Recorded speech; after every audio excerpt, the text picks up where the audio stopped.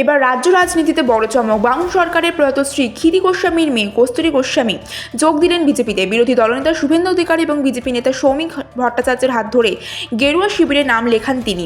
রাজনৈতিক মহলে এই যোগদানকে অত্যন্ত তাৎপর্যপূর্ণ বলে মনে করা হচ্ছে। বাম খান আর পরিবারের সদস্যের বিজেপিতে যোগদান ঘিরে তো ইতিমধ্যেই শুরু হয়ে গেছে জোর তরজা।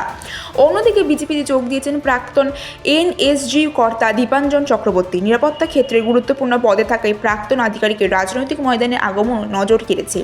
দুই গুরুত্বপূর্ণ মুখের গেরুয়া শিবিরে যোগদান রাজ্য রাজনীতিতে নতুন সমীকরণের ইঙ্গিত দিচ্ছে।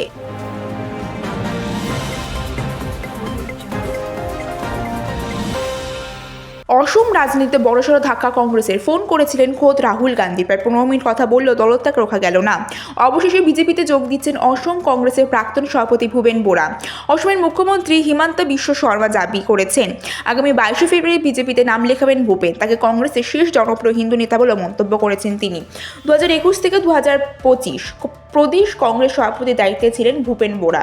তবে আচমকাই তাকে সরিয়ে সভাপতি করা হয় গৌরব গগৈকে। তারপর থেকেই দলে অসন্তোষ বাড়ছিল বলে সূত্রের খবর।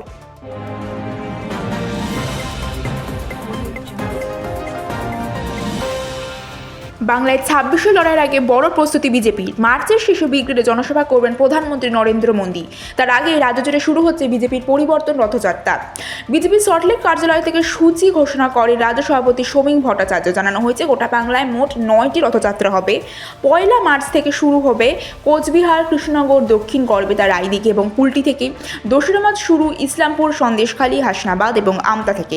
দোল এবং হোলির জন্য 3 এবং 4 মার্চ বিরতি।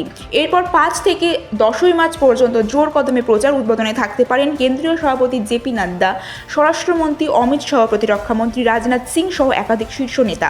ভোটের আগে 60টি বড় এবং 300টি ছোট জনসভা হবে। আর রথযাত্রার সমাপ্তি ব্রিগেডে মোদীর মহাসভা দিয়ে। দিনক্ষণ এখনও ঘোষণা হয়নি, কিন্তু রাজনৈতিক উত্তাপ ইতিমধ্যেই চরমে।